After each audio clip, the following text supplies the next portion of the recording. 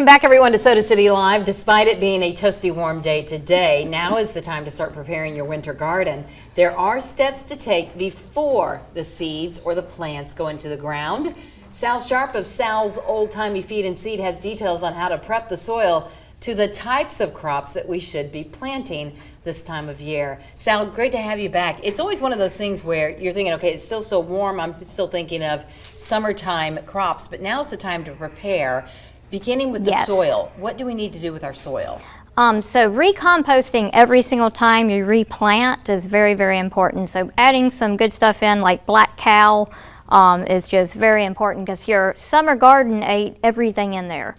So it's time to replenish. Okay, and do that with something like a black cow. I like black cow. You can use chicken compost. Always good to add worm castings back into the soil.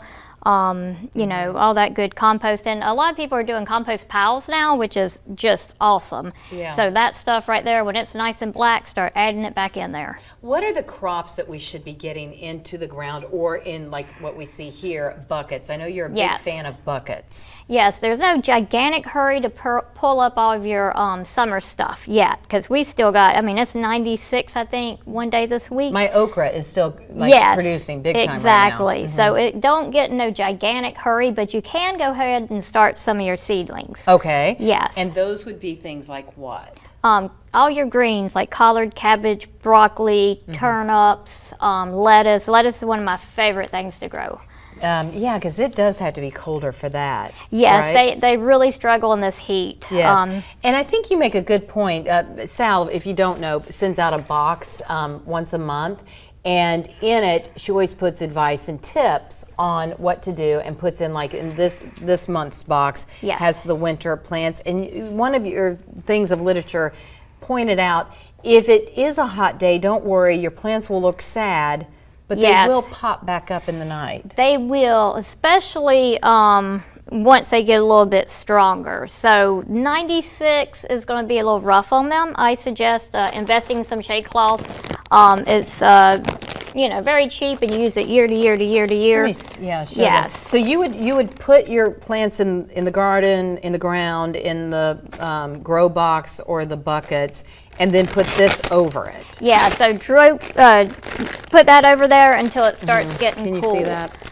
Yes. Another alternative, if you don't have that and you're already starting to put your winter crops into the ground, from 11:30 to 4:30, cover them with like a sheet or an umbrella, something like that. Just to keep the hot sun off them. Yes. Okay, so let's go back to what we should be planting this time of year. Yes. You mentioned the lettuces. This is a leaf lettuce mix in your box, a cabbage mix, Georgia collards, and rainbow chard. So these are all things, this is mid-September, these are all things I can put in my garden now, and our viewers can get these? You can, and what's really great about South Carolina is we got almost 6 months of winter, so you don't have to do it immediately. Now, if you want to get some stuff in early, like I said, use the shade cloth, bring it in and out of the sun until it cools down. I start my garden about mid-October, but then if stuff starts getting played out, I'll plant some more in November, December, January, February, March into April.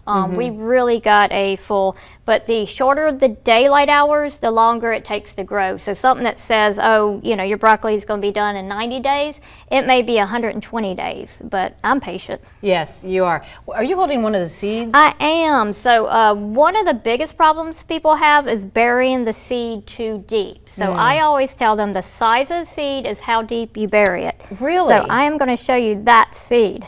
Can you see that? It is. Sorry, I know at home you can't. It's so teeny tiny though. Just take my word for it. And you're saying that, so the circumference or the size of the seed is how far it goes down into the ground. How far it goes down. If you think, barely. Yes. If you think about in nature, when a plant reseeds, it puts the flowers on and the seeds drop on the ground. We don't have no garden fairy burying them. You know, so, you know. You probably have fairies at your house because everything's so amazing. Yeah. Well, thank you. I really appreciate it. You are the garden fairy. Okay, so we're burying them too deep. Yes. People come in, my seeds didn't come up. How deep you bury them? Right. No. Thank you. And the other thing you would caution us against that I was looking through in your literature from the box, don't plant everything. So like when I have all these seed packets, you're saying all these should not go in the ground. No, because this is about 100 collards right here. Oh. So this seed is so tiny, you're looking at, 100 collard plants. You don't necessarily want 100 collards, 100 cabbage. Start a little bit now, and then if the heat gets them, you're not like, oh my God, my whole garden is gone, and then start some in October, start some in December. And what's also great about most of your stuff, like your collards, cabbage, lettuce, you can cut it and it'll keep coming back all winter long until it gets hot. So good. And the winter garden, if you had trouble with your summer garden, hint, hint, the winter garden is so much better. It's so much easier. I don't know. No, I think you did a very good job. I did. You did fantastic. But I had some things that didn't produce. One, I don't think they had enough sun. Yes. And secondly, I planted too much. You planted. I crowded everything. You got excited. Well, I was excited, and because this little seed, I don't think it needs this much room. I'm like, it's just a little seed, but as it grew, it was like, what are you doing to us? Yes. And all your leaves are fixing to fall off your trees, so you're going to have more sunlight for your winter garden. Yes. So I think you're going to be like, you did really good on your summer garden. Now you're going to be like, oh, you're going to be rocking that winter garden. I don't just book you for the affirmation. Thank you, but I feel better. It's like a good gardening counseling session going on right here. Sal, your knowledge is vast. Thank you so much for helping our viewers. So if you go to my Facebook page, Twitter, I link with her stuff so that you can get this information.